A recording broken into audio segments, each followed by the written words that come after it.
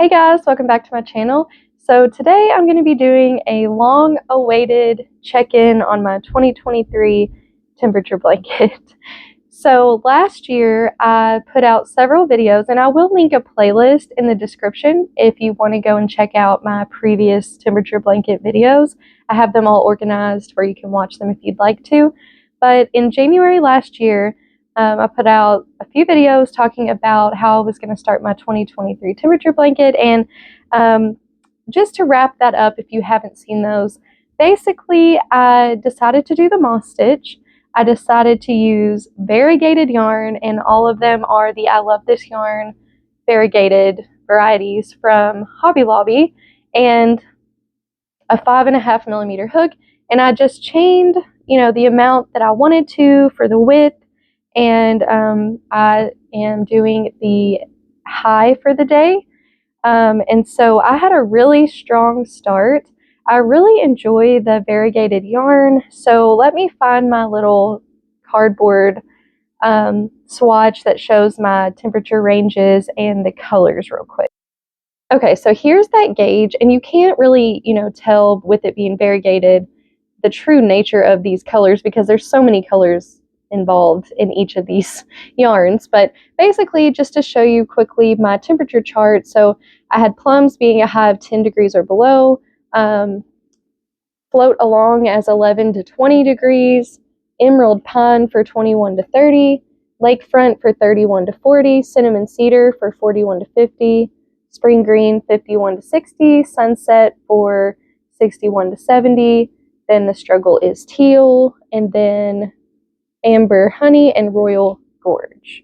So those are my colorways. And just for example, the one that I have been working with lately is this. This one is amber honey. This is all I have left of my skein of this, so I need to definitely pick more of this up.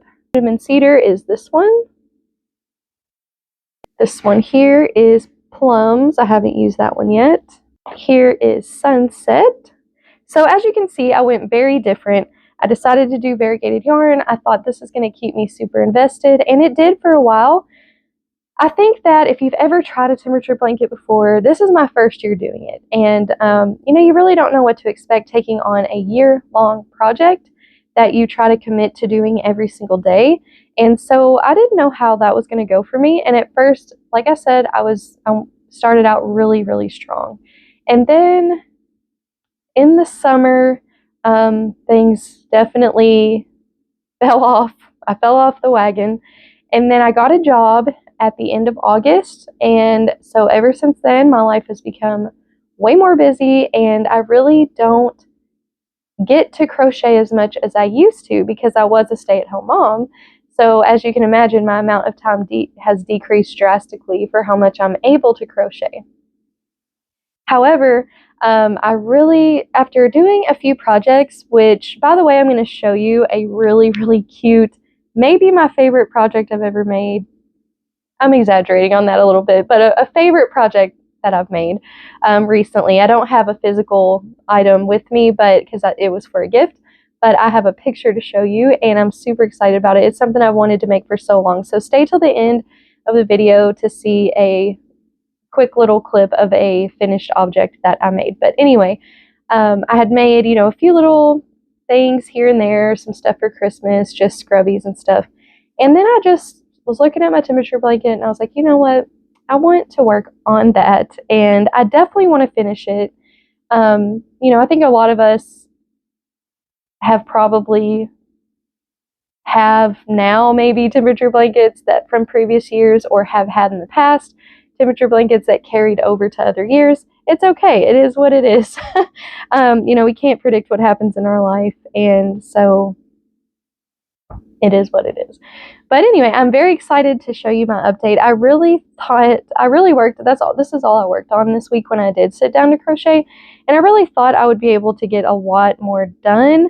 I've probably worked through about 3 weeks worth, and are y'all ready to hear what month I'm working on? Because I did post that post on the community tab the other day saying I've been working on it, I can't wait to show you an update, and that was very true. But I'm sure a lot of you were super excited thinking I was close to being done, and I'm not. So I am in July. So I'm halfway through. But you know, it's okay. I will continue to show you updates if you're interested in seeing them as I continue to work on it. And you know, hopefully this will still serve as inspiration to people wanting to start a temperature blanket this year or in years to follow, for something they may want to try. You know, using variegated yarn is a very different way to approach a temperature blanket. So anyways, let's go ahead and I'm going to show you a recap of the beginning of the blanket. And this is the first time I've used the moss stitch. I really enjoy it. So here's what the blanket was looking like in January and February. We used a lot of, so this beginning of January, February of 2023 was not very cold. I want to say that we used a lot of, like, we were in the 50s, the 40s, you know, not typical Kentucky. I live in Kentucky, by the way. That is important when you're making a temperature blanket. Usually in Kentucky, we're in the 30s around this time, 40s maybe, sometimes lower. So like next week, we're having like super cold weather, like in the teens and single digits. So there's that. And then going into you know, February and March, we started introducing some other colors. We used a lot of the sunset color I showed you, which was 61 to 70, coming into, you know, spring, late spring. So you can see a lot of that right here. And we also used a ton of spring green. You can really see that all throughout the spring and early summer. And spring green is 51 to 60. So sunset and spring green. So spring green we didn't use in early summer. Spring, and then sunset we used a lot in early summer. And as you can see with the variegated yarn, I love how as you go across the blanket, it changes, you know, because the variations in color are placed in different spots. And so it's just a really fun, eye-catching blanket, I think, to look at.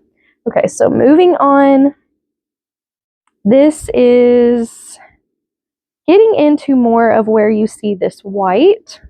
This is, the struggle is teal, which is for 71 through 80, is what you see a lot of there. And as well as amber honey is starting to come in a little bit, which is 81 to 90. And you can really see that. So this strip right here, and this is my newest section, that you can see that red. So here's my newest section. You can see how different those colors look. So again, here is the beginning of 2023, and here is the middle of 2023. So very different. So we had this huge chunk of amber honey, which again is 81 to 90, and then these red stripes is when we had a day over 90 degrees. So that is this Royal Gorge color. And so we had several days in July that were over 90. But primarily, this is a lot of amber honey. So probably from here, all of this is possibly the struggle is teal. That's 71 to 80. I think we had a lot of that through here.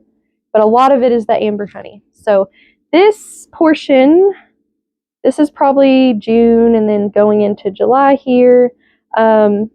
And I just really love that section with the straight up amber honey for many, many rows. Because if you watch here, this chunk, watch how it changes. And it just creates this super cool pattern throughout there. So I really like that. And I love the pops of red. That hasn't been anywhere else in the blanket. Well, this is like a burgundy. So it's different than that other red. This is from Cinnamon Cedar. But yeah, just super fun. It's really fun to see the colors change as we go. So yeah, there's my update. I hope I haven't disappointed any of you. I was really hoping to be done with it by the end of 2023, but things happen. I'm still very much excited to finish it, whether it takes me a month or 3 months or whatever. I still definitely am wanting to finish it. And so for any of you, I did want to say that are kind of feeling defeated because maybe you started a temperature blanket or have in the past and haven't finished it or are super behind, it's okay. It's something that if you still enjoy working on it, then still work on it, even if it's not that current year. And it's still going to be a beautiful, beautiful blanket for you to cherish forever. So this is also a very mindless project for me, other than switching colors and making sure I'm checking off my dates. I don't have to think too much about it because the moss stitch is really simple. But yeah, that is it for the temperature blanket part. I really hope that you enjoyed seeing this update. Let me know if you finished your 2023 blanket. If you did, big, huge props to you because that's amazing. This is a huge and long project to take on. So congratulations to those of you who did finish your blanket. For those of you who are starting one in 2024, I hope that this gave you some inspiration as far as maybe what colors you wanted to choose or what stitch, as well as made you feel, no, it's okay if you get behind. As long as it's for you and not a gift for somebody else. It's totally okay to not finish it within that year. It's just whatever works for you. I hope y'all are excited to see how the rest of the blanket plays out. Again, I will post updates as I work on it.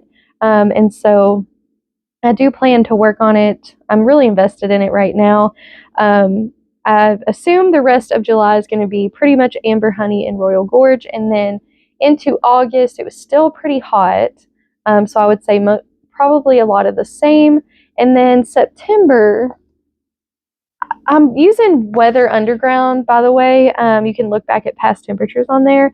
I would say that when we get back into early fall, we're going to get back into the Struggle is Teal and that sunset color, and then down to Spring Green, Cinnamon Cedar, and back down. Now, next week, oh, never mind. We're in 2024 now. So you know what? All of 2023, I don't think I will ever get to use this one. And I don't know if I used this one at all. If I did, it was maybe one day.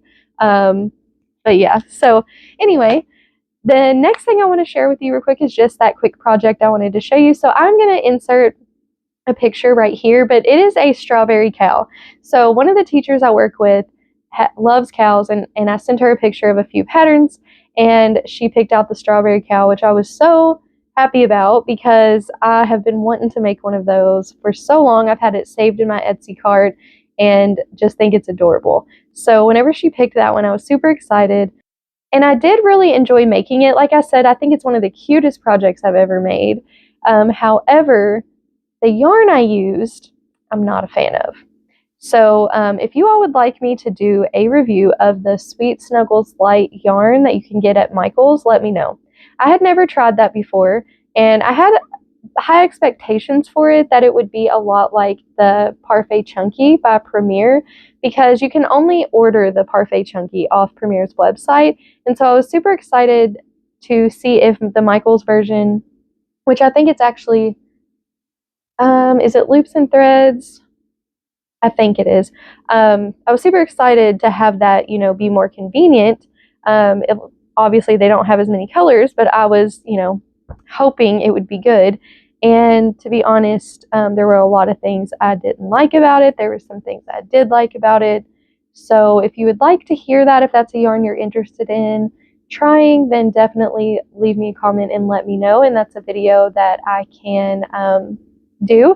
I also thought about bringing back my Everything I Crocheted This Week videos. Again, I am super busy now. My life is just so much more busy working full time, and I'm sure you all understand that. And so, we go through different phases in life, and there's some phases like this summer when I'll have more time, where I'll be able to post more. But I really would like to get back in the habit of posting at least something weekly, whether it be a haul or a yarn review or an Everything I Crocheted This Week video. So I would love if you would leave me a comment and let me know, what are some videos. Would you like to see those, first of all? Would you like to see just what I'm working on in the week, whether it be just my temperature blanket or whatever it might be, whether it be a short video or a longer video, and then of course hauls. I haven't posted a haul in a while. I've also done Dollar Tree hauls in the past, and that's been pretty fun. So let me know some of those videos that you've liked of mine in the past, and I would love to get some down on the calendar and scheduled out for you all. So it was really great to be back and talk with you guys. The verse I want to share with you today is Zephaniah 3:17, and I have mentioned this a few times, but I teach on Wednesday nights some kids at church, and this was one of the verses in their lesson, and it was all about how God is a happy God, or a God who rejoices in his creation and in being God. And it was a really great lesson.